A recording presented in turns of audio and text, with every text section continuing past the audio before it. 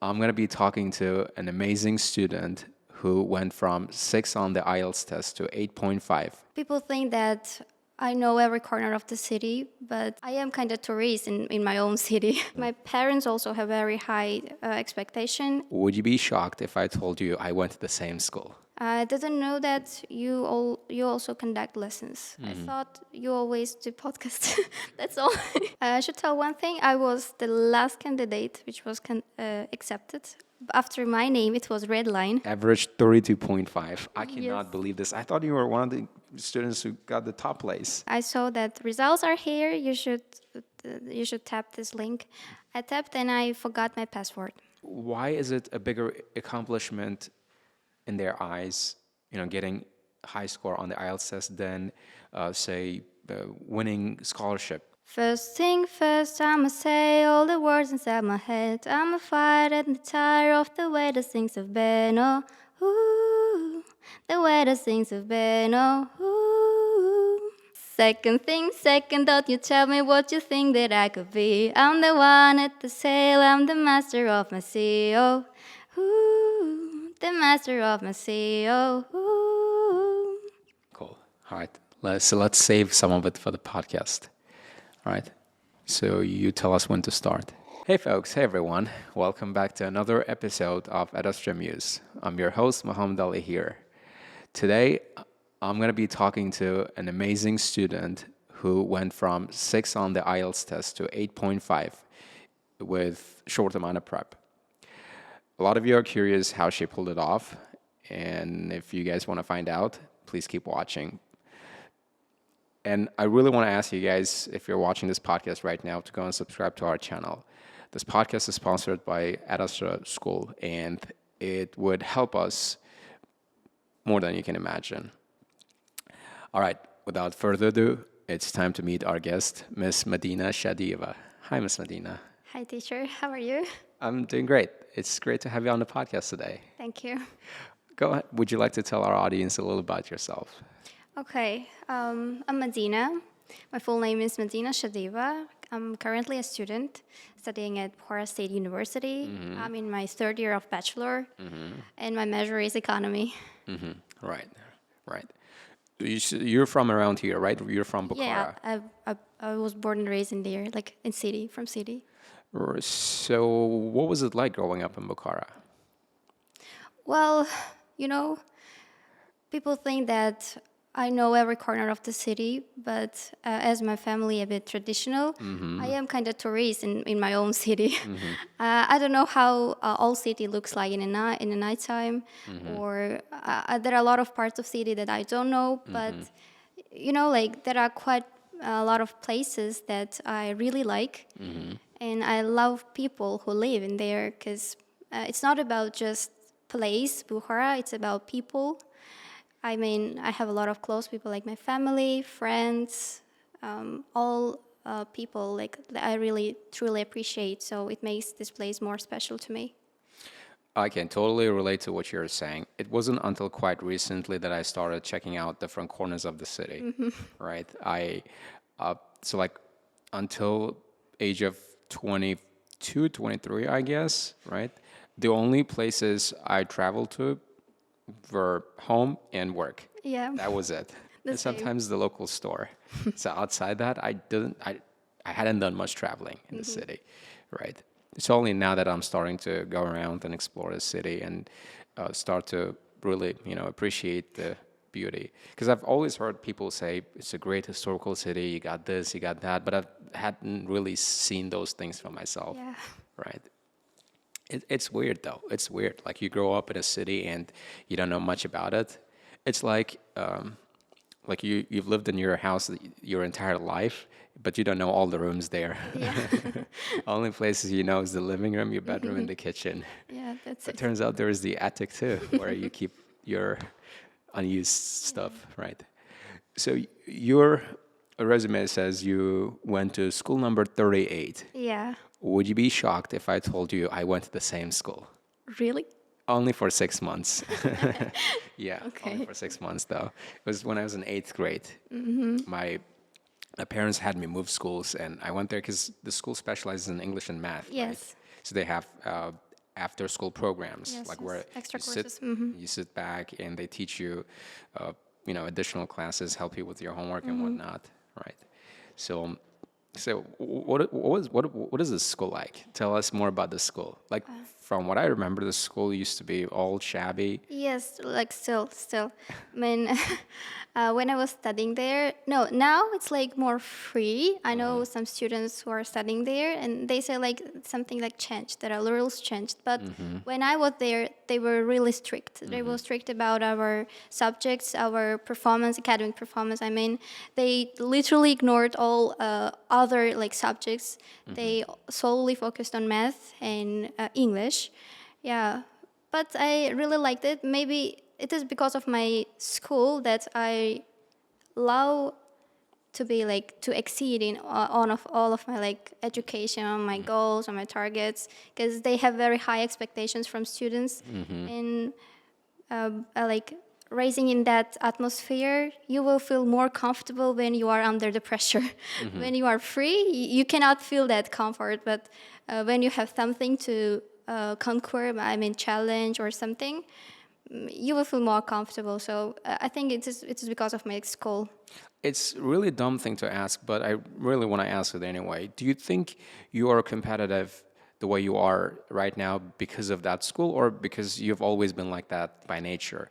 Well, it is combination because my parents also have very high expectation, and because of this reason, they put me at school number 38. And because of my teachers and students there, because they there are a lot of brilliant students, and nowadays like they already successful. I know a lot of people, my peers, they are somewhere in some parts of the world, and they already achieved a lot of things. Yes, so because of that students around you, you don't have any choice. Like you will be competitive. So yeah, this is because of my school and because of my parents as well. So the environment does make a big difference, like Yeah, of in how course. you turn out in life, right? Yes. So true, so true. So shout outs to school number 38. If there are any subscribers, viewers watching this podcast from school number 38 or teachers working there, right? Who was your favorite teacher back then? Favorite teacher. I have a number of teachers that I really love. First of all, I can count my history teacher. He is a man who really dedicated. His knowledge is not limited with history. He knows about a lot of things. Like during the lesson, during the lecture, he told us a lot of interesting information about the world. Well, I think my curiosity on history, like because of him, I really love history, even if it's not my domain. It's not something related to economy. I still like history, and I know a lot of things about Uzbek history as well. So he is one of the best teachers there. Do you still remember his name? Yes, Atabek Safarov. Yeah, Altabek Safarov, right? Atabek Safarov, yes. Right. I think you're actually wrong when you say my major is not related to history, because in fact, when you study economics, you have to look at Yes. historical data and trends. yeah. Exactly, right? How they came about, or the rise of economies and Yeah, their yeah. collapse. Recessions. Yeah, Crises. Yeah, I know. there's a lot of history, because Yeah. like people usually think when you say history, it's about like long past. No, like something happened yesterday Yes, is it's also history. History, yeah. Right. Right. By the time this podcast comes out, this conversation will be history. Yes. Right. We're going down in history. You and me and Mr. Abdul Malik and Mr. Muhammad Aziz, all the great people behind the scenes. And Mr. Abbas, who unfortunately is not with us right now. Where is he, by the way? No idea. I kind of have an idea, but I'm not going to say it. So, anyway. So we talked about your school, right? School number 38. You went there. That means you know Russian too, right? Yes. I literally know Russian. Well, there are a lot of people who think that I am Russian girl because I have very lot of friends who are Russian, and I constantly speak in Russian, Tajik, Russian, and then Uzbek. Surprisingly, I never noticed that the Russian accent in your speech. Like, Yeah. there's none at all. Like, because if someone speaks Russian 24/7, you'd expect them to say have instead of have, right? Or happy. But you don't have that at all. Yeah. Well, it is because of my family again, because we really used a lot of languages. Even my mother already knows English. I taught her some Wow. words. Yes, some That words. means she's probably going to be watching this Yes, podcast. of course. Yeah. Hi, Mom. Yeah. Mom's watching. Sure. Sure. Right. At what point did you get serious about learning English? Learning English like 4 months ago. Well, No, actually, it says here you started sometime fall of 2020, uh-huh. Okay. 5 years ago. For yes. Well, when I decided to enter to university at like economy, I had two main subjects. First is math, and second is English. So I didn't have any choice, and I had to learn English at that time. My first like IELTS experience came like back to 2020 in autumn, like in the fall. I started at that time from the scratch, from zero till six. I spent 4 months. Without grammar, without foundation knowledge, without anything, I started to learn. I mean, That is not entirely true. Let me set the record clear here because you went to school number 38 where Yes. they teach you English extensively, yes, where the core subjects are English and math. but still, I hated English, and I really ignored the subject. Well, I can tell you one case. When we started to learn English, we had one passage where they were like 500 something words, and our approach was to find new vocabs ourselves. Like if we don't know some words, we should highlight them. And from 500, I had 300 words at that time vocab as a vocab. So it means my level was too low at that time. Because of this, because I really disliked this subject, I ignored this. I didn't learn normally, and then like when I had to learn, I started learning. We ignored. We skipped beginner and elementary this levels, and we started from pre-IELTS. I started literally from practicing, and after With 4 school months. knowledge, with With school knowledge, school yes. background. Yes, I see. yes. And where did you go? Who was your first English teacher? She's also like brilliant teacher, Shankulova Gulruch. She is now founder of school Pedestal. Would you be shocked if I told you she's my Lyceum curator? Really? Oh yeah, we Oh still my. keep touch. We still keep touch. Okay. Yes. Yeah. You know that she is the best. Yeah, she's one of the Yeah, best she's teachers. I loved her. So because of her, I could pull off this six in a very short time in 4 months. But after that, I dived into math because, as I said, it's economy. It's my main subject, and I started to study math in deep, in detail. So after 1.5 years, I entered to university. And it is the interesting thing. When we entered, all of my course mates had certificate, certificate, and our university gave us two options: to study economy in traditional way in Uzbek and in English. So we all chose to study in English.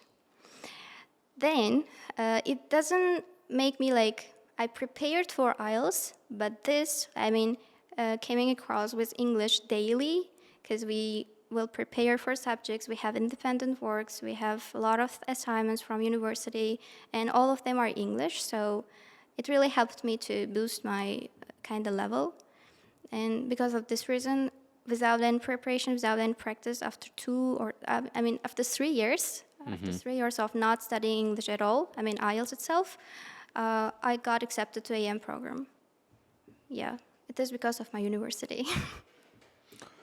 So there's a 4-year gap Yes. between when you got six and when you signed up for the program. Yes. With that same certificate, with six, right? Yes. Without much preparation outside your university classes in English, right? So my first question here, why did you decide to sign up for the MA program? Well, Like, why did you want to upgrade your score? Because your major is economics, not English. And when you came in, you already had pretty good English. So what was the point of upgrading your score? Like, you could, in fact, retake the test with a little bit of self-study.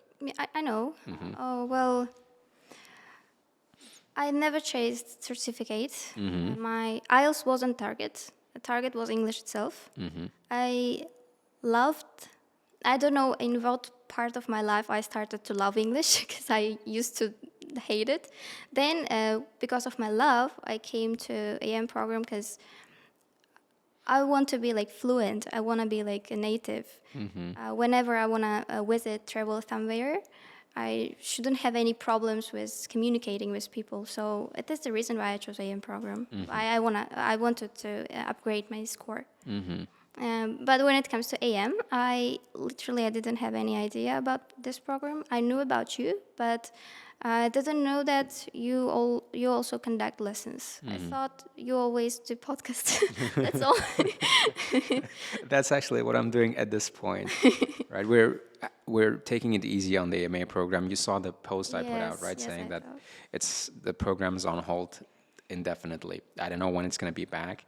It's just we got a lot going on for us right now, renovation work and the school expansions and all that, right? But yeah, right. Besides, I think I need a little bit of break from teaching myself too, right? You need rest.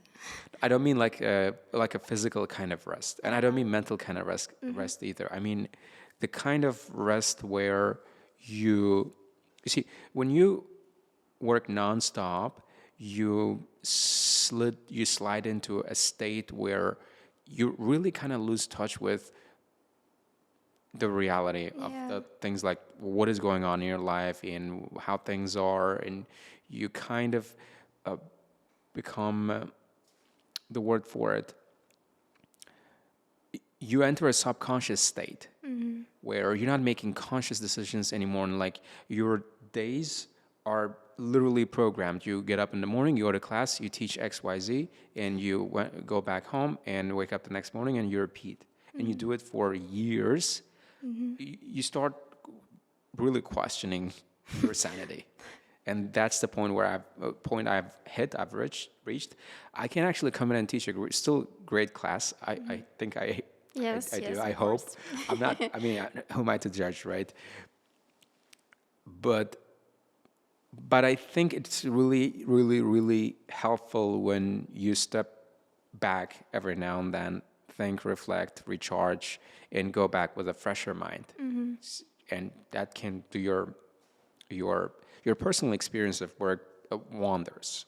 That's what I'm thinking at this point. Yeah. But anyway, back to your signing up to the MA program. I remember our conversation when I asked you why you signed up. You said you wanted to do it because you didn't know what to do with your life. Yes. I still remember that conversation. You told me you wanted to do this because you couldn't see yourself doing anything else at that moment. Yes, I was free. Still, I'm free. You know, I graduated A&M program and I don't know what to do. I'm like, it's empty now, right now. Yeah, I came here because of people. There are a lot of brilliant students. I'm so, grateful to meet them. They are so ambitious. To be surrounded with this kind of people, it really shapes you. Like, it shaped my mind. I was negative, you know, I never saw any optimistic. I didn't have any optimistic view in terms of anything. Even getting high IELTS score wasn't my target, never. You know, you have to always you ask two questions. I think you usually ask this: what is your target score and why you need it? I didn't have any answer to these questions when I entered. Yes. Right. You made a lot of great friends. You're friends with Miss Aziza now, right? Yes. You're friends with Miss Marjana, Miss Sabina, and you got all other friends. Yes, I have Sevinch. And Miss Nigora, our woman, she's our hero. You know, I literally like them. I don't know. Aziza juggled her work and study. There is Marjona who wants to enter to Harvard. Well, and there is Mrs. Nigora. like all of them are like heroes in my life now. I don't know. Well, I'm so grateful to meet them. We still keep in touch. I sent the video that I'm here, girls. Oh, wow. You did before we Yes, started shooting. yes. Cool, cool, cool, cool. I'm You want to read their reactions, comments? Have they replied? Yes, but Go ahead. uh-huh. You know, they have this cute compliments. They always compliment. Yeah. I'm actually on some of your channels, so I see your comments on your posts. Some of your channels. Like, I'm not going to tell which ones they are. I'm a big stalker. Okay. Guys. Okay. Watch out. There is like 7-inch cute. And as is, oh, patience, don't be excited. Sabina, waiting impatiently. Oh, yes, they say like, they will watch this podcast anyway, like at all costs. Beginning to end, right? Yes, till the end. Good luck, they wished good luck. Miss Nigora, like she sent kisses, stickers. Right. Yeah. So they're watching this podcast right now, probably. So you want to say anything to them? Yes, girls. There were some girls who disappointed with their scores. I can say something. IELTS not the end of your life. It is just the beginning. It's the beginning of something beautiful. So never lose your sense of purpose in your life. Never lose your sparkle. So never give up. You will achieve something in your life. Yeah. You are so brilliant. You are special. You all special. So don't get stuck in one place and just move. You'll be okay at the end. You might want to actually hold the mic closer because I want to make sure your voice is getting picked up. Okay, Yeah. I shouldn't touch this part. Yeah, right. How about now? Is it better? I think it's better. Yeah, it is better. Because you see that display right there, so your volume is not hitting that flat line. It should hit that flat line. Right. Oh, otherwise our editor here is going to have a real hard time fixing your audio. Okay. All right.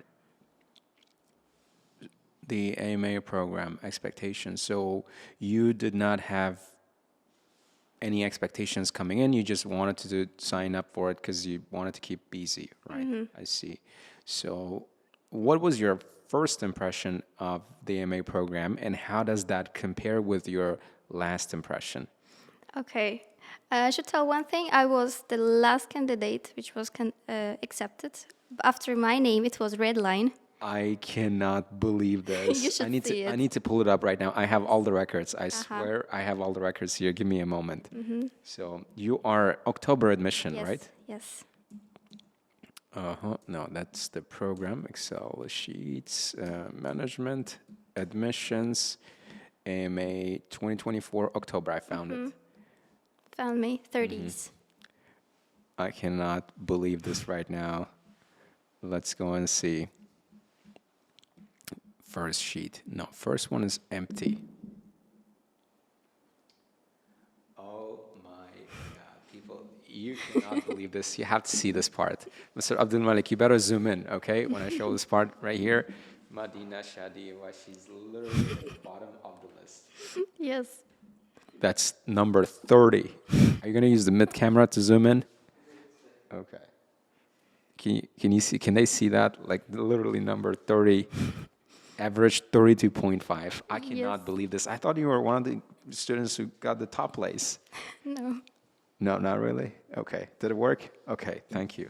Thank you. I cannot believe this. Number 30. She's number 30. Wow. Anyway. Yeah. So I was kind of lucky. Yeah. You are. Every sense of the word. So when I came here with this law, like being the last one, and I saw students who already had 7.5, 8, they needed to upgrade Oh, it. actually, we had a student who had an 8, but then she dropped out because of her job. Yeah. You were in the same group, Miss Yes, Munawar, I'm yes, talking about. yes, yes. She is. And yeah, I really stressed out, like freaked out, because I was the one with holding 6, like, hey, I'm here. And they already have they were fluent. They had everything to, like, they didn't have a lot to practice. They were already there. Yeah. Crazy. I mean, some guys actually got 37 on the admission test out of 40. Yeah. Yeah. And Why they need to, but I don't know. So then first day, like, yes, it was scary. Then, as I said, like, I'm competitive. I started to be the best one in that group. So if all best students are there, so being best of the best, it means, like, yeah, it's a lot. So I started to do hard work. Like, I worked. I cannot say I worked hard. I worked smart. I didn't spend like 15 hours, 10 hours for something. I spent like 4 hours. but I gotta give it to you. You had a lot of stamina because we'd Yes. have late night classes, right? You just stay until the end, waiting Yes. for your turn to speak. Yes. It would be sometimes 2 hours, sometimes 3 hours. Yeah, Yeah. yeah. And I knew you were at the time secretly competing with Miss Aziza too. Where you're not. I don't think she can't deny that. She can't deny that. Well, I can't say it was competition because she was better than me in many sections. I mean, writing. Well, in sections where I was better, she was kind of inferior. And with others, she was better than me. So it wasn't a competition. We helped each other to grow together. Yeah. So, yes, it helped. It helped. Right, right. So, what is your last impression of the program now? So, talk about your first impression. Yes, first impression was kind of I was freaked out, and the last I was thankful. Yes, because of A&M program, I didn't just get my certificate. I got my friends. They are true. They are true friends now. We don't have any negativity. We don't have anything like we don't pretend. We don't mask. We have pure emotions, intentions. Yeah. So I won my friends here. So I'm thankful. So, like over time, you built genuine connections Yes. and relationships here, which you appreciate a lot, having done this program. Yeah. Right, right, right. Do you guys? What's like the social side of things in the program, like outside class? Like, what are the things you guys do outside? Because I've spotted some photos of you hanging out, you and bunch of other ladies. Yeah. Yes. Don't ask me where. I've just seen them. Okay. Okay. Yes, as I said, we built this relationship, friendship. I don't think that we spend a lot of time together. Even if we spent, it was like something practice. But other times we were isolated. But yes, we had some memories as well. We have photos together. We sang a song together. It's like we have a video. Because of you, because our classes starts not on time. Like it's kind of it wasn't the usual thing, and because of this time that we have together, we built a lot of things. We built our memories. Yeah, I mean, you started like a month ago. You started to start our classes on time. So we really missed that time that we have together with my course mates, and we said like, can he be a bit late? We can speak together. We can chat a bit. Yeah, even this is its own meaning, own place. Yeah. So, is there anything you found somewhat annoying about the program you wish we'd done differently? I can say mock tests. Mock tests are not bad, but answers like keys should be prepared the day before. So it would be more. They will save time. Yes, it would be better. But there is no problem, and you can change your places with a lecture teacher sometimes. In terms of sections, you can teach reading, and he can teach speaking or something. Yes. I actually used to do that as part of the AMA program, but at some point we stopped it. Why? Why? That's a good question. Why did we stop it?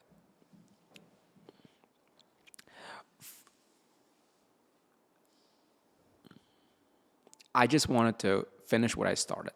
Right, you see, so I was your speaking teacher from the beginning, and I thought to get the results I wanted, I had to be there every step of the way. Right. Yeah. Like I couldn't really see, as much as I, trust Alisher and his abilities to deliver results, I just couldn't see anyone else doing my job as well as I can be doing. So I knew I had to stay there. So that's actually something new about the MA program. But back in the day, like if you signed up for it, say a year ago, 2-3 months into the program, we'd switch roles where I'd be teaching reading and he'd be teaching speaking, right? And I actually like it this way. I like because the we got with the reading. I mean, it's fun having reading classes, but I've done those textbooks before. See, I've answered just about any question there is to answer in those textbooks. I know them like the back of my hand, and classes are a lot less interesting when you already know how it's going to go. Yes. Right. But Alisha actually likes it. He likes the fact that he knows what's where. Yeah. So he can promptly answer questions. But with me, I like it when there is element of surprise. I like it when I'm learning something alongside you. And I actually got to learn quite a lot from you guys, from all those sample answers you got from ChatGPT. Yeah, Yes. you taught me quite a few expressions and phrases. Right, right. And going back to your point about the mock tests, for full disclosure, our mock tests are real exam materials, but I can't tell you how we obtain them. So this is one, and the other thing is we don't have the keys. Yeah, We could actually do the test the day before, but then it would just suck all the fun out of it. See, it's like you guys get to have all the fun while teachers don't. Ah, We okay. actually like doing the test I know, I firsthand know. and discussing and debating all those questions and their answers, right? Plus, it takes time. Yeah, because you need to set aside 2-3 hours outside the mock test. So. Yeah. So it's like, if you think about it, we're kind of killing two birds with one stone doing that. Although it might mean too much hassle and stress, it's sometimes inaccuracies because the results turn out to be different sometimes, Yes. right? Which have, can be like- frustrating for some students. They will like debate about it. Uh-huh. Yeah. We really like that though. We can talk about our perspectives, like from where we got answers. Yeah, it was interesting though. Right, right. So what are some tips you have, more tips you have for the MA program? Like if we were to launch our next admission, what would you say we should do about it? What are some additions you have in mind? Or if you were to teach this program yourself, what would you do? Like, so instead of Alisher Muhammad Ali, Alisher Madina, still A&M, right? Okay. I can't imagine myself there because I don't know why, but I have some tips for you. You can, like usually, at least your teacher, in our case, he taught task 1 first, and then you started. Well, you can switch it. You can start task 1 because you taught it. You explained it in detail. You gave a lot of words. You gave some links, videos. At least your teacher also did. But it's more about practice. With at least your teacher, we should go when we're ready for practicing. But you build foundation, so you should start task 1. At that time, when he will start like teaching task 2, then after building enough information, enough knowledge and foundation on task 1, we can switch to task 2 with you as well. But then who's going to help you build foundation for task 2? If Well- I'm busy teaching task 1, right? Yes, but when we task 1 is kind of warm up. When we will be like able to write task 1, we don't have any problem with task 2s. Because most of the time, I found task 1 more difficult than task 2. Task 2 is like, it's about you, it's about your perspective, your views, But task 1 is limited. You should follow rules. There are some given things that you should explain, that you should make interesting, because it's most of the time boring. Yeah. Yeah. I think what makes task 1 seemingly harder than task 2 is the fact that there's some analysis that goes into it. Analysis. No, I don't have problems with Because analysis. your major is economics, Yes, obviously. I really like them, but the way of explaining it really kind of, it is not something that I like. Analyzing is cool, but explaining the way, I mean, I can explain it informally, like in speech, but it doesn't fit, it doesn't match with standards of writing. Right. Yeah. Since this podcast is going to be watched mainly by IELTS students, what are some tips you would give them for like each module? Like let's start with reading and then listening and speaking and then writing, Yes. right? Okay. Like when you posted my result, I received a lot of messages, congratulations, wishes, and tips as well. Like they asked about tips, and I said like, stay tuned, I will tell it on podcast. Yeah, like they always accept something secret, something that I will say like, read this dua, you will make the 9. No, it's not. It doesn't work like this. If you want to achieve something higher from reading, you should read.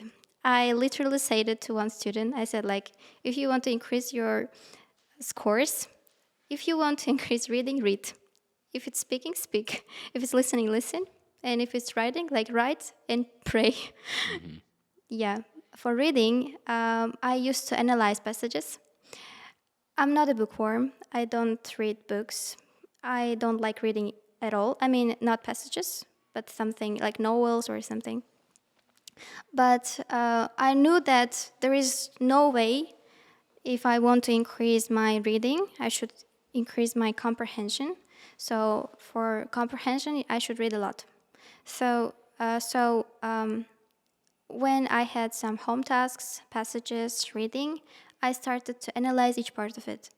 Phrasal verbs, vocabs, what they are using, what structure they are using. So, I mean, if you have home task or something to do, students, you shouldn't just do it, like ignore some parts, some words, even if you understand the concept, because I don't have any problem with understanding, but there are some words that really makes a difference, like take off. It's just like being popular. If you don't know this word, you cannot understand the meaning of that sentence. So be curious about each part of the paragraph. Analyze it with ChatGPT. Ask why they are using this word particularly. I mean, pay attention, be attentive to details. It's all about reading. You should understand the structures, vocabs, words, and other stuff. So it's not really about the volume of reading that counts, but No. how you go about it. So you said you worked on, you did analyzing, right? So you went through every bit of paragraph, every part of the paragraph, sentences. You just went through the passages with fine tooth comb, and looking up all the words and phrases and trying to understand them and how points are connected and related. Really taking the time, right? Yes. And this is one of the actually mistakes students make when they doing is they're just rushing. They try to get from one end of the passage to the other in 5 minutes. There's a scan. There's looking for key words or ideas, not actually taking the time to understand what it's being talked about. Yes, it's like more important. And you can do it on mock tests, on exam, but not with your home tasks. It's like it's given you, like why you want to rush. Do it, analyze it, learn it, use vocabs, use everything. Just know that you are able to find all 40 from out of 40 questions. No matter how long it takes. Yes, no matter how long. So don't give yourself 60-minute time limit. Yes. Until you get to your target score. Yes. Right? That's what you do. Yes. When I was when I was confident about this, finding these questions, then I started practicing with timing. Then I put timer or something. But if you already able to find these questions, you don't need time. You will find it very instantly. You don't. It really. I mean, I spent 12 or 13 minutes for one passage on mock test or something. But for coming to this target, like coming to this level, you had to do a lot of things like an analysis and being detailed about all of your passages. Right. How can you be certain you understand what you've read? Do you use any sort of like test to see if you've really grasped the point? It's like, or is it maybe like there's some kind of an unconscious system you've developed, you've built to. It's just intuition. Yes. Okay. That's how I know it. But what if your intuition is wrong? Well, there is And one that's point. actually my issue with a lot of students. That when I ask them, "How do you know?" They just say intuition, but it doesn't work like that. No. It's not entirely like this. Well, Alicia teacher always says me to highlight where we find, from where you got this answer. So when you know exactly the place from where you got the answer, you'll be certain about it. You will be like confident about it. If you are not guessing. But what if you get lucky with the location? Because I don't think finding the right location is necessarily testament to your comprehension, to your deductive skills. Well, sometimes finding the right location is problem with students. So first of all, you should build that ability, but after that, you can be with that tips like being detailed, being paying attention to vocabs or something. Then you will understand the concept more detailedly, like more deeply. So if you want to be confident about it, if you want to be certain about your answers, find the right place, then understand it, then you can go and check it with your questions. I did. Sure. Yeah. So that was your approach, right? Yes. Yeah, right. But the approach I use here is somewhat different. I do it backwards. I do what you've just said, but I do it backwards. So I encourage students to read the entire passage first before looking at questions. Really? Yeah. Well, So you never been to my reading class. Actually, I did mention No, you did. I lecture. followed your rules. Reading lecture. I think I did mention it because at the start of the program I gave you lectures on each module. Yes, you said. Right. So what I do is like I sit down and read the whole passage, and that's actually something I do in the real exam too. I first read the whole passage, then look at the questions. So I'm done with the passage in like 5 to 7 minutes. Answer the questions in 3-4 minutes, and good, move on. Right. Well, I also start with passage, but I cannot memorize whole passage, so I start with small parts. I just read one part, then go to questions. I see like something related to this part. If there is no question about it, I will go on to studying to reading that other paragraphs. It helps. Well, it helps for what? It helps to not miss some specific parts of paragraphs. We are not that smart as you. We cannot memorize all passage in one. Yeah, totally agree. So Yes. your tip here is more practical than what I'm saying here. What I'm saying is like what works for me, but for most, the overwhelming majority of people out there, most students, 99% of the students, it's best to stick to your approach where you read one paragraph, you understand, and then you go and look at the questions. Yes. It's more better, yeah. Are you okay? Yes. You seem sadder now than you were at the start of the podcast. No, why? Okay, never mind. No, we were.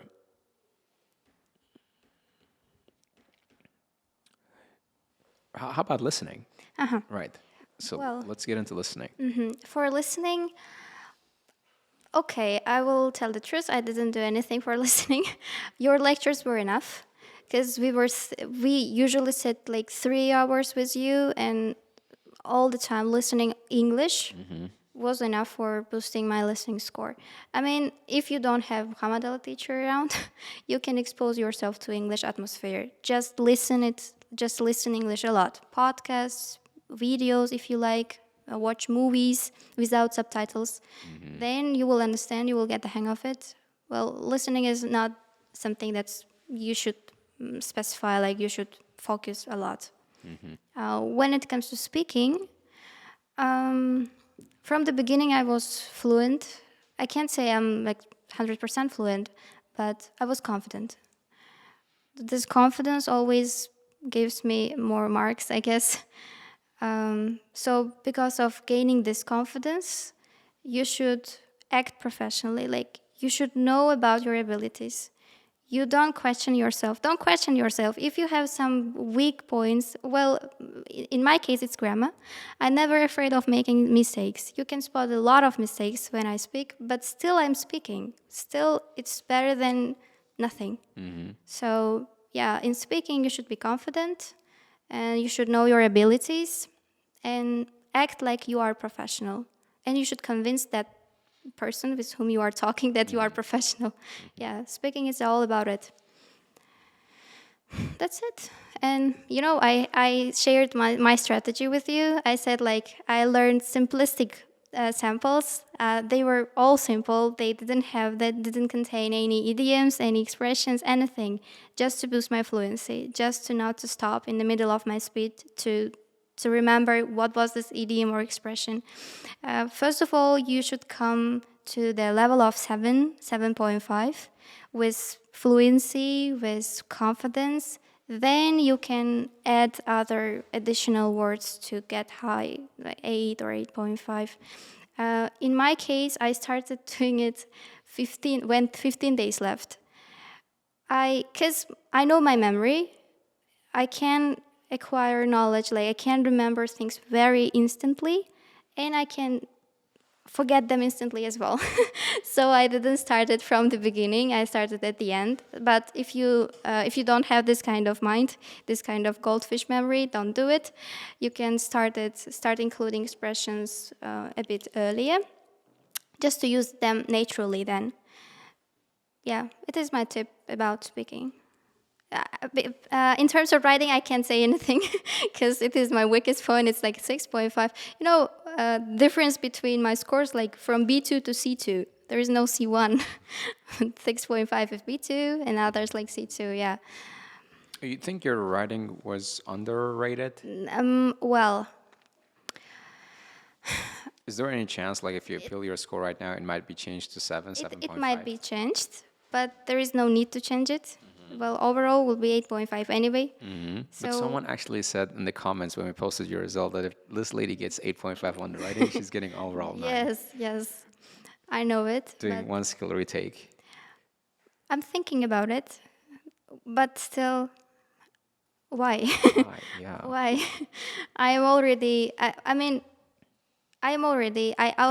had what I wanted to have.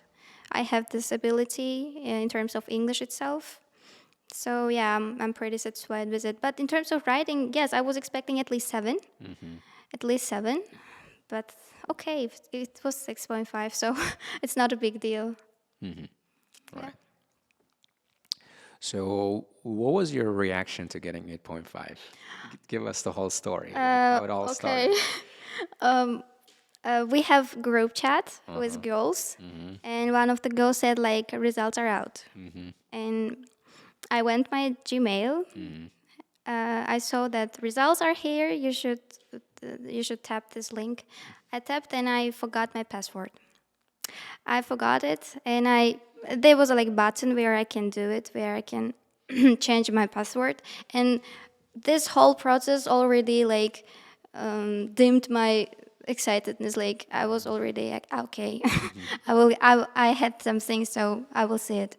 And when I opened, it was like 8.5. I couldn't believe because I wasn't expecting 8. I was expecting 8. I wasn't confident about my 2 skills, my reading and listening. I was pretty confident about writing though. It was the lowest one.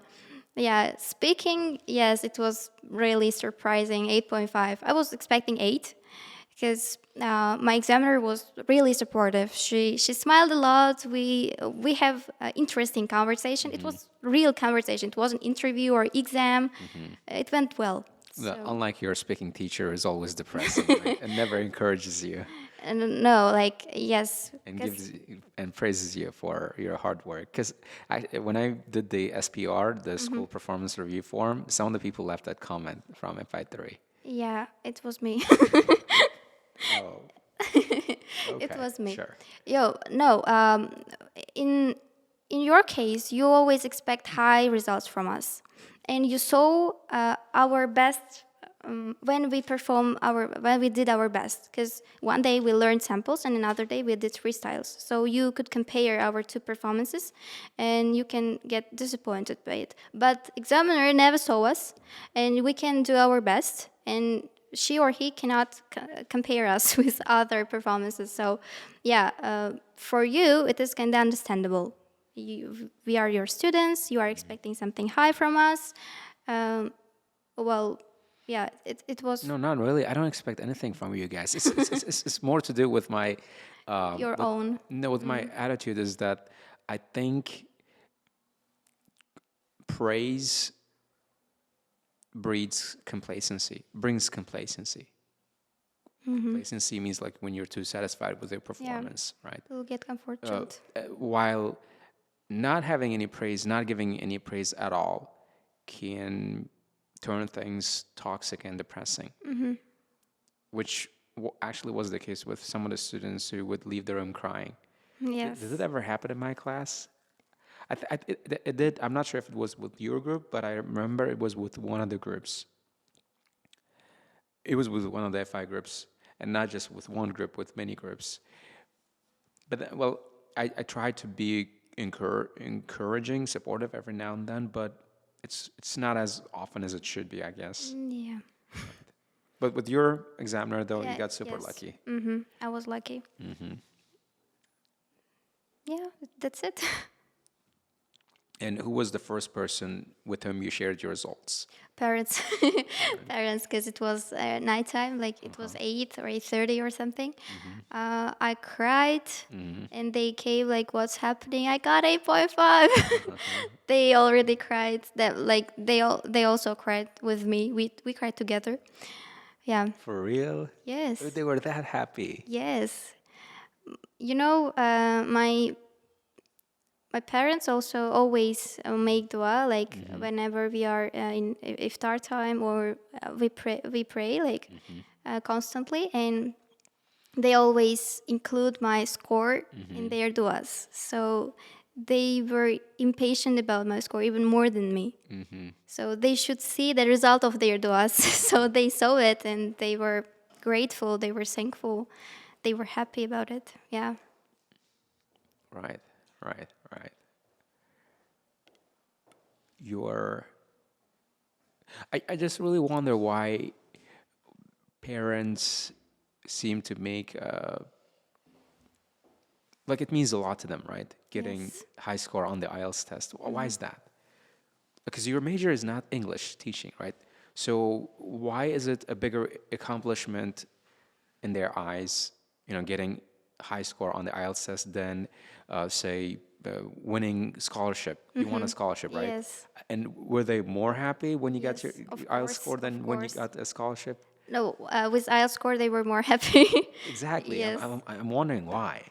Why is Well, that? it's all about you, how you show, how you like. They saw how I was struggling a lot. They saw my crying nights. They saw all of the challenges that I went through. You were crying sometimes. Yes. Why did you cry? Why would you Well, cry? I cried in your class as well. You can't remember, but yeah, it was at the beginning of A&M program. As I said, like I was lost completely. I was lost person at all. I didn't have any purpose and So it target. didn't have anything to do with my class, though, right? Did it? No, it wasn't about it. Like it's not your fault. Okay. Yes. Thanks. I'm relieved. Yes, yes, it's not your fault. It was all about my own life. And they saw that crying nights. They don't really know what is IELTS itself. They were sometimes, like our high mark is 5 at university, at school, and they always say, they used to make the was like, get 5 from IELTS. I said, no, don't say it. I don't want to have 5. Yes. Then I said, like, the maximum is 9. Then they started praying for 9. Yes, they don't know about the importance of IELTS at all. They just happy for you. My parents were happy for me that I did. They accomplished the thing that I was striving for. Yeah, and it is the reason why they were so happy, just because of me. And who are the people you shared your score with after your parents? FI3 group. I three, right? FI3 group, yes, because they were like four students. We registered at the same time, and they already shared their results, and I shared mine as well. All right, let me go and see it. I really want to go and find it right now there. FI3, right? 3. Your results came out on March 2, right? Third. March 3rd.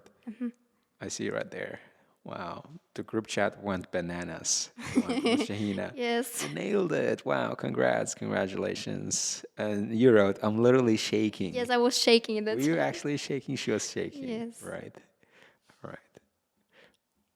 And then someone said, don't thank them. Ask them for a podcast. That was Mr. Niosbeck. The guy who was Yes. on the podcast, by the way. Right. Yeah, actually, two people from your group got 8.5. That was you and Mr. Niosbeck. Yes. Right. It can actually be 3 soon if Miss Marjana's appeal results come out positive. Hopefully, yeah. Yeah. All right. So we talked quite a lot about your IELTS experience. Now, what do you say we move on to your life outside IELTS? Your third year bachelor student studying economics, right? So why did you choose this major? Well, Before you answer that question, you got into university with almost perfect score, near perfect score. She got 185.9 out of 189. yes. She got half a point short of the perfect score, Yes. just as she did with IELTS. So, Yes. Well, when I chose to study economy, coming from teachers' family, there were a lot of. My parents didn't understand it because they always think that like teaching is perfect job for girls, and economy, like economy is something working in a bank or somewhere where there are a lot of men. And well, I am the youngest child, and they always follow what I say, and whatever they, even if they are like opposite to my ideas, I always do whatever I want to do. the youngest and the most spoiled. Yes, yes, and with economy itself, it was like this. I said like, I will enter to this university at all costs. They said like you cannot because scores are really high. I will show you. I said like I will show you my results, and I really love math. I still love math, and it was the reason which it is something that which facilitate that path, like entering to university, because it's my main subject. It brings holds more marks. It gave me like 50%, like 93 out of 180. Yeah, and I got 29 out of 30 from math, and it was my only mistake out of this all 90 questions. I studied history, mother tongue, along with math in 1 year. And yes, it wasn't easy. It was really difficult. But I got that result. They were happy at the time as well. All the time when I start to do something, my parents will be like, "No, you cannot do it." And I say like, "I will show you." Then I will show you. Then I really show. When they said like at the beginning, they said like you cannot enter to economy. Even if you enter to contract, it's okay.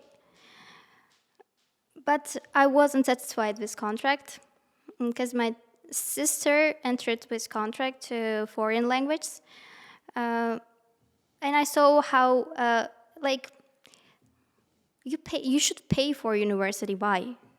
If you have opportunity to study for free, and you have opportunity to build that enough information, enough knowledge for entering without any payment, like for free with scholarship. And it was my target at that time. I And I can share you one tip about one success and achievement. I eliminate all the distractions. For example, I don't spend my time with my friends if I have something, if I have target, if I have a goal.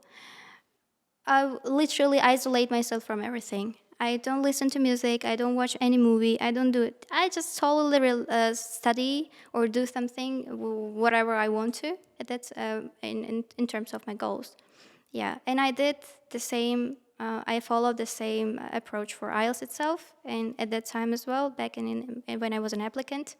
Yeah, and when I entered to economy, for my parents' surprise as well, there were more girls than boys at that year.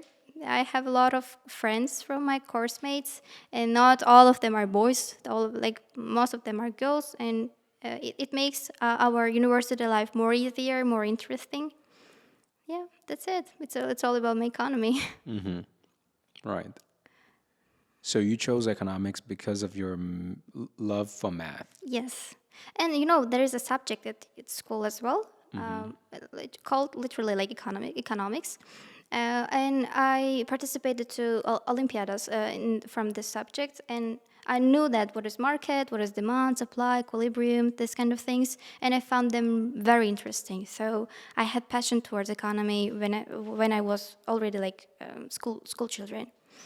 Then it gave me that idea to enter to economy faculty. Yeah, and because of this passion, love towards math and economy itself, I am here. Right. So what are you planning to do upon graduation?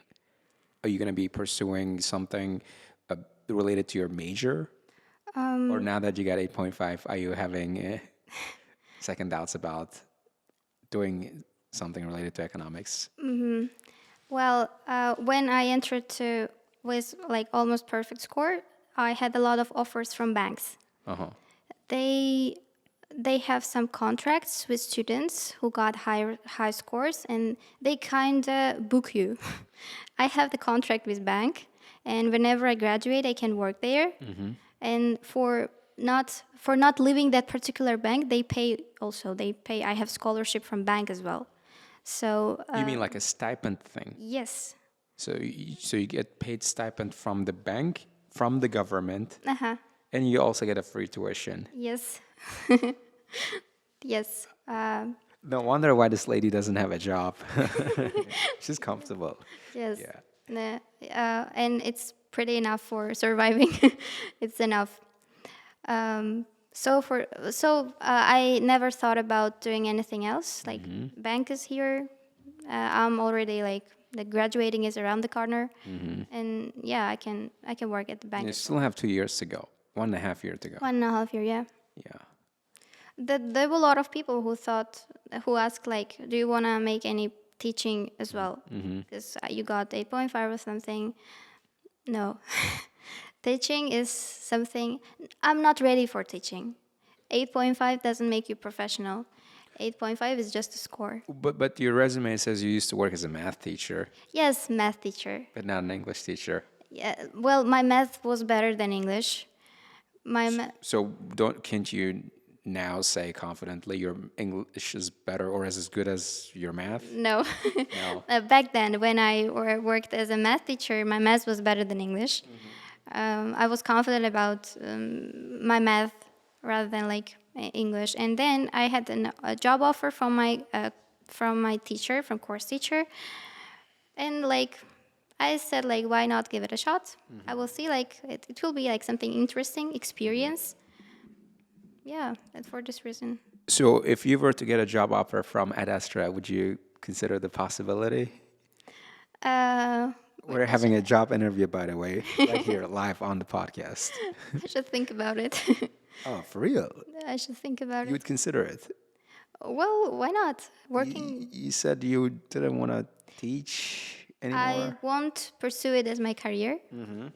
It can be just a hobby or something. I don't know. So you're open to the idea of working alongside us. If you want. Mr. Muhammad Aziz, would you love to have her on the team? She'd make a good teacher, right? What do you think? All right, guys, let us know in the comments if you want to see Miss Medina as an IELTS instructor, right?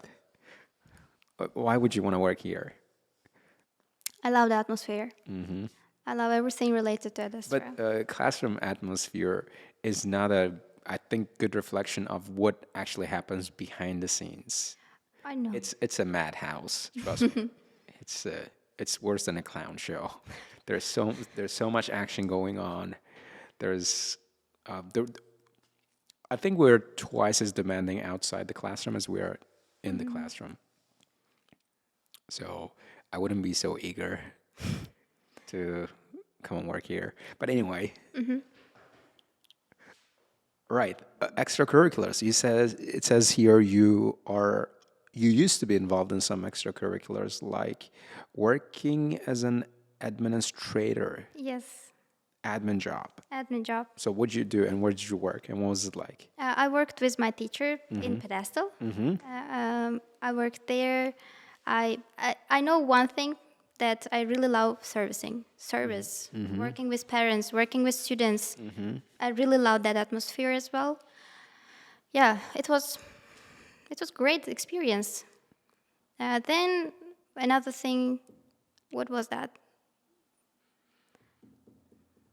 Yeah, it was something like, I mean, my job wasn't limited with administration itself. It was all accountancy, managerial things, organizing. It was all my duties. And why did you quit your job? Well, um, it is job which doesn't have any promotions. I couldn't see any Future prospects. future. Yes. Well, the job, yes, it's really interesting. I enjoyed from working there, but I wanted something bigger. If I wasn't like quitted at that time, I wasn't there. I was working there. You'd still be working there. Yes. You wouldn't be here on the podcast right now talking to me, right? Yes. That makes sense. That makes sense. Well, then why not just go back there and start working as a teacher? Now you have your IELTS. You can be teaching English, math, Yeah, I know. maybe a little bit of SAT. Yes, it was my kind of dream. Uh-huh. When I was applicant, I didn't know about the SAT. If I would like, I would get into it as well. Yeah. Why I'm not teaching? Well, I have other goals in my life. Like teaching can make me busy with just teaching itself. You're right, though, here. I totally agree with what you're saying. If you have bigger goals like running your own company or Yes. working at a bank, then you're better off spending this time, investing this time and energy in working towards the future you want to have, not on, teaching, which can be a distraction. Like- It really is. It is a big distraction, and it takes up so much mental space and energy, right? Yes, it's like it is temporary though. I can work, but still I'll work That's in what there. everyone says. No, no. That's what everyone says. Once you're in it, you're stuck here. Because I remember a lot of teachers came here wanting to work, right? And they major being English. They said like, okay, I'm going to be here maybe for a year or so, and then I'm going to go and do my master's. 3 years now, they're still here. Right, Yeah. right. So I'm just gonna put here, she's thinking, because I literally have it on the script. Really? Yeah, joining at Astra. Right here. I kept it. It's on the script. Okay. Joining at Astra. Because I never had like a job interview kind of thing on the podcast, so I thought, why not do it? But anyway, so you said you got other things on your mind, so Yes. let's move on. Well, what are some things you find yourself doing outside your studies? What are your personal interests? Your resume said you're into dance. I was. You used to be. Yes, I used to. Well, I attend to dance clubs from 5th to 8th class. This was like professional dancing, traditional dancing. I literally I was crazy about it.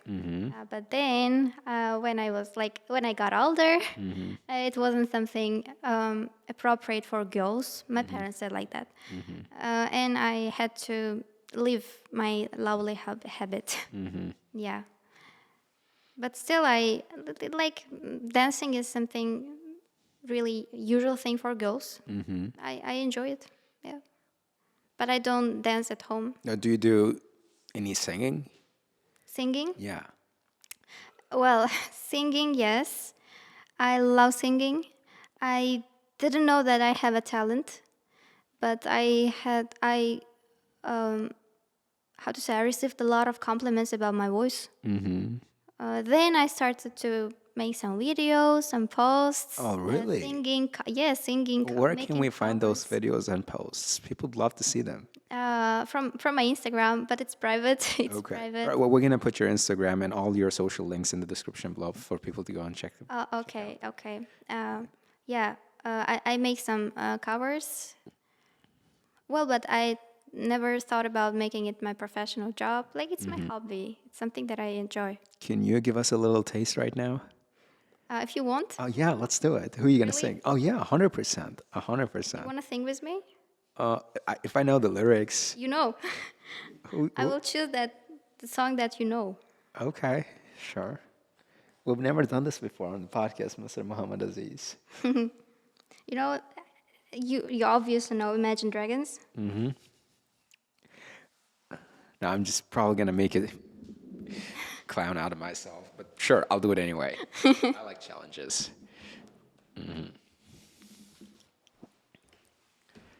So you're sharing on Telegram?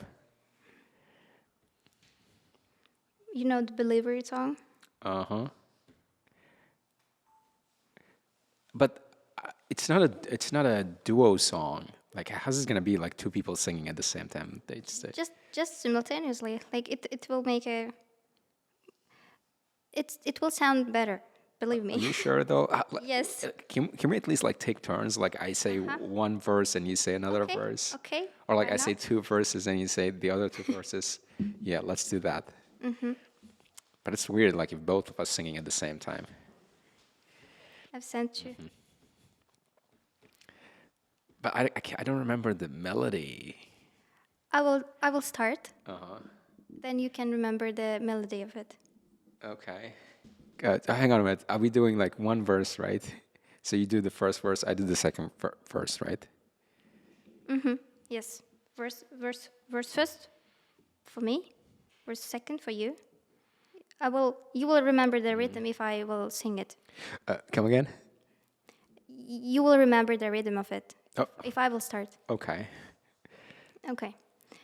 First thing first, I'ma say all the words inside my head. I'ma fight and tire of the way the things have been. Oh, ooh, the way the things have been. Oh, ooh. Second thing, second, don't you tell me what you think that I could be. I'm the one at the sail, I'm the master of my sea. Oh, ooh, the master of my sea. Oh, ooh. I was broken from a young kid, taking my soaking to the master, writing my poems from the view, the look at me, took me, shook me, feeling me, singing my heart age from the pain, taking my message from the way and speaking my lessons from the pain, seeing the beauty through them. No. That was incredible. Did you just hear that, Mr. Muhammad Aziz? I cannot believe what I just heard. I cannot believe. Why aren't you doing it as a full-time job already? Like, you can right now be a cover singer, Yeah. and you just blow up on the internet. Why? There is no reason to do it. No, there's no reason not to do it. Well, it Like, you is. see, you can be doing it alongside your studies and your work and everything. Yes, I know, right? I know. But it can make me famous, kinda. There is a big chance of making this. These videos can went viral. Can I tell you something right now? If you're worried about, getting too much attention and everything, you're an ambitious person, right? And you're competitive. And when you're ambitious and competitive and you chase excellence, whether or not you like it, a lot of people are gonna want to know about you anyway. You see, because you simply stand out. So you might as well just fully embrace it, which is what I did. Like, I used to be like, no, I don't want the spotlight. No, please, no cameras. No, I don't want to talk. And I'm like, until when? You understand? You're doing yourself, your talents, the service. So if you have any modicum of respect for yourself, you have to turn these talents into real job. Okay. More people wants to see this. Okay. Want to see this. Like I want to hear more of that. Thank you. No, for real. So you'll consider it, right? Okay, I will think Even about if you, it. don't- if you even if you're not considering working here, you have to consider taking up singing as a part-time job. You keep, Thank you. yeah. Wow. You better put this thing in the trailer, Mr. Abdul Malik. You understand? Are you taking notes? All right. Better put it in the trailer, okay? That was something. That was something. I mean, I can do a little bit of singing too, but with my own song. Like you see, you prepared for this one. I wasn't prepared, so I let you do all the singing. Right. You should. The song I could try One Direction, but I'm probably gonna be terrible at it. One Direction. I forgot the song. One Direction has a song. One Direction, where it Drag Me Down. Found it. Drag Me Down.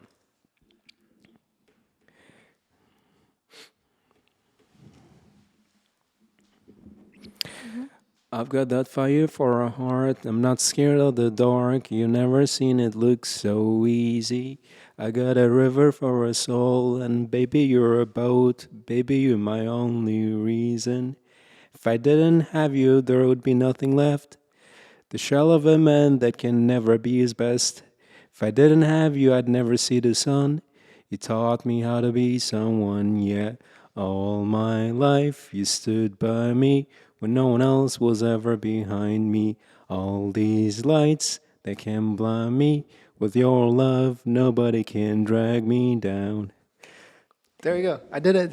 You did it. I did it. It was- I mean, that was off the cuff though, like no preparation at all. I needed to actually warm up before doing it, but I did it anyway. Well, So yeah, I do a little bit of singing too, but not as often as I used to. I don't listen to music anymore, not much. All right.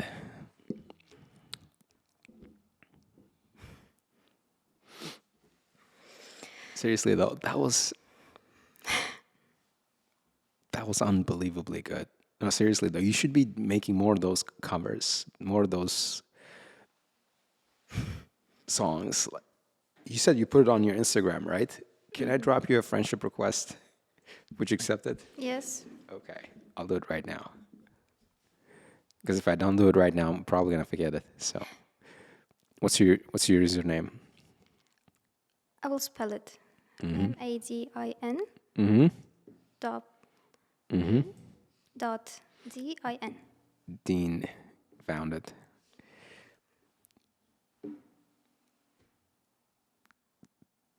There you go. I just sent a follow request and hope she'll approve it. And then we'll get to see more of her work.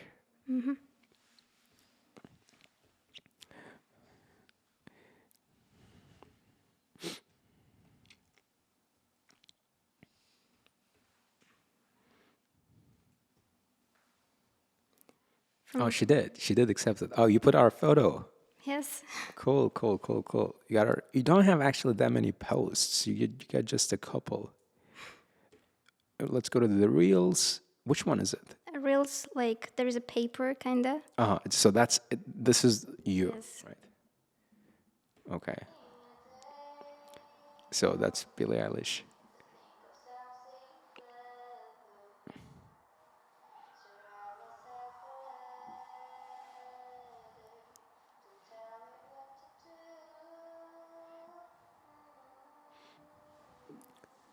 I mean, people seem to like your voice. Comments Yes. saying, "Slay girl, always angelic voice." It was amazing. We should do it someday. So cool. So soothing to hear your voice. Yes. What you need is you just need a mic, and you can just use your phone. I think your phone is fine, and start making these covers, like maybe 10, 20 second long, and then over time, like build up. But whatever it is, you need to start it. Anyway, yeah. Thanks for the musical break. Now we gotta go back to our talk about your interests. You said you don't like reading much, so I'm probably gonna just skip the books part. You watch podcasts? Podcasts. I'm impatient person. I'm not even movie buff. I can't watch something for a long time. So I can watch podcasts if I want to learn something, but no, not all the time. I watched a lot of podcasts from Ad Astra. Oh, thanks. Yes, Ad Astra. Yeah, Which one's your favorite so far? You actually kind of told me this before the podcast. yes. Was writing teacher. You said Irina teacher writing. Yes, this one. It was helpful, but the most how to say, like, comfortable one, which felt like close to your heart, was with Shahina teacher. Oh, right, Yes. right. It was really, really the best one, I guess. One of the best ones. Yeah. I hope we'll get to have her on the podcast again. She's back home. She's recovering at the moment. We went to see her the last weekend. So she's doing well. Yes, she's doing much better now, and hope she'll be back in a couple of months. Right. So you said your favorites are the one with Miss Irina and the one with Miss Shahina. So if you were to choose three, what would be the third? Third, Third best podcast. there was one podcast with Alicia teacher. It was really crazy. It was interesting. Yeah, third one would be like with that one. Yeah. Right, right. Podcasts. So you're not into movies. How about TV shows? Like watching TV shows, TV series? No, TV shows, soap operas, movies. No, I love cartoons. I really love them. I can watch hours for watching some cartoons, anime. I really love them. Yeah. So what is your favorite cartoon then? Frozen, I guess. Frozen. It's like princess. She's not a princess. She's a queen. Yeah. I love this movie. It's interesting. Yeah. Right. Sure. We usually, before we end the podcast, we talk a little philosophy where I'm going to be asking you some questions that might make you think, really think. So my first question I got here is your personal philosophy. How would you define or how would you describe your personal philosophy in just a few words or lines? Well, I learned this philosophy like recently, like maybe a year ago or 2 years ago. When prayer becomes your habit, success becomes your lifestyle. It was my philosophy. Whenever I want to start something, I put my all good intentions, all of my trust in Allah, and yeah, I will achieve whatever I want. It is my philosophy, kinda. I have a formula in my life, like faith plus hard work equals success. If you put your trust in Allah, if you have very good intentions, if you have optimistic view in terms of your goals or achievement, and plus you make hard work, you will get wherever you want. There was like a joke. One man always asked about winning green card. Green card is something that you can visit the USA and live there. And he prayed, he asked in duas, but it wasn't working anyways. Then one day he saw a dream, and in his dream they were angels and said like, Allah wants to give you green card. Please at least register. So, you see, that one caught me off guard. I was not expecting that. I thought you'd say something like get a job, right? no, Or you could. register. No. So it means if you want to have something, you should put your effort as well. You should. There should be your side as well. Yeah. Then you can, with the combination of these two, you can achieve something in your life. Yeah. Right. That one really cracked me up. That was a good one. That was a good one. At least register, right? At what point did you adopt this mindset? Did you adopt this way of looking at life? When my parents started this. When my parents started to go more into religion, when I was surrounded with this kind of people, I mean parents, I really liked it. You know, whenever you visit our house, if you don't like say us to that you are coming, you are visiting, if you open the door, you can listen the recitation of Quran.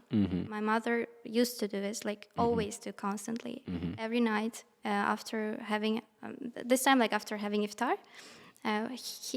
They have small competition with my dad. Like they both started at the same time, and at the end, like I wrote 2 pages, and my mother like I wrote 3 pages, and like this. And you know, if you are surrounded with this atmosphere, you don't have any chase. Like you'll dive into it. Yeah, and because of them, because of my own efforts, because of this all, like everything went well in my life, like, till this time. And what's something you'd tell your younger self, like your 16-year-old self, Oh, your 15-year-old self? you know, I had very complex teenagehood. I had biggest fights with my parents. I couldn't get along with them. I don't know why, but What'd you guys fight over? very tiny, like insignificant things were the reason for big fights. I always wanted freedom. My parents have kind of traditional views, like prospects for in terms of living, and they always said like doing chores or something is more important than education or something. Yeah, we had fights out of it. Sometimes, whenever I struggle with for my education or challenges, I never told it to my parents. I used to share it with my friends. Then I understood that there is no need to share it with your friends because you have parents. When I started to share my problems, the things that I'm going through in my life, then my parents started to understand me. Because when you are isolated, they don't know what's going on with you, why you are feeling bad, why you are not doing well, like why you are crying. Because I cried a lot. I mean, I always cry. I am this kind of person. And then in my younger age, I'm Madina, the younger Madina, I can say like, be friend with your mother. She is the true friend. She is the loyal one. Yeah, I kind of regret that I didn't spend a lot of time with my mother. Because I have a sister, older sister, as I said, and she is really good friend with my mother, but I couldn't like be in that team. Maybe because of my age, because with me and my sister, we have 5-year age gap. She was more close to my mother. And then after she got married, and my mother didn't have any choice to, and I also didn't have any chance to not to be friend with my mother, let's say. So you guys had to get along. Yes, because we are alone. Yeah. And now I'm thankful that I have one true friend. So your advice would be go and talk to your mom. Yes. Open up. Yes, open up. Yeah, because otherwise they're just going to assume you're a spoiled little teenager who's throwing tantrums all the time for nothing. Yeah. I was the same here. My teenagehood was really rough. I had a lot of fights with my parents, especially my dad. Yeah, a few times I almost got kicked out of the house. Oh my God. Yeah, it was that bad. It's that bad. I guess there's like a conflict of views, values, and also the changes going on in your life, right? Yeah. You're just trying to make sense of the world, and you're in constant contradiction with yourself, and you're just trying to align your interests with your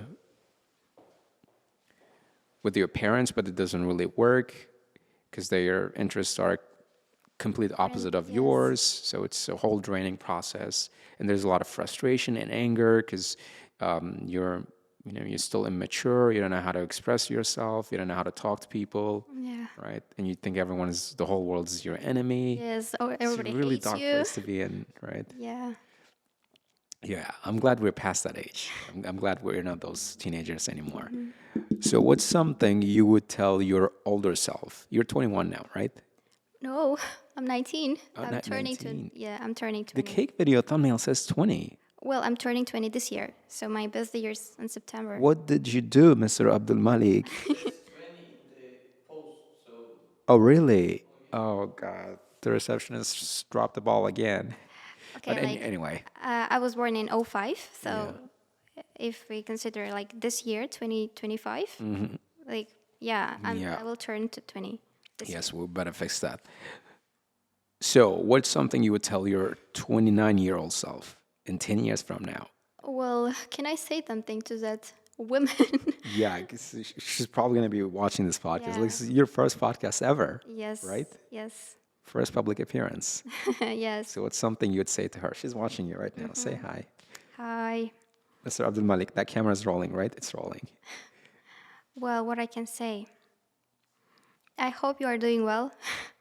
I hope you got that level that you were always striving for, and don't get things wrong, and don't be negative. Be always kind, as you are right now. Even if you are struggling with some challenges and obstacles in your life, they will all will pass. You will overcome them. One day, you will get whatever you want in your life. So never lose your hope, and just go and never give up. Yeah. These words are something that I needed when I was like 18 or 19. So these words are something that every people needs in every age of their lives, whatever they are struggling for. You know, for some, the IELTS is not a big deal, but but there were some students who made a big problem out of it, and it is not their bad because it's their age, and for them it's a big problem. So they need some comfort and encouragement at that time, support. And I tried to serve being as a supporter for some my younger group mates.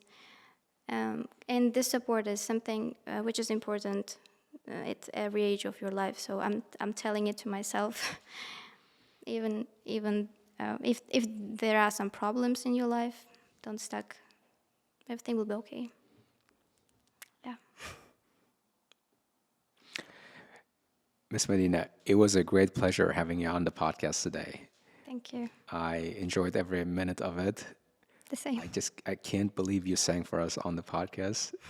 It was a real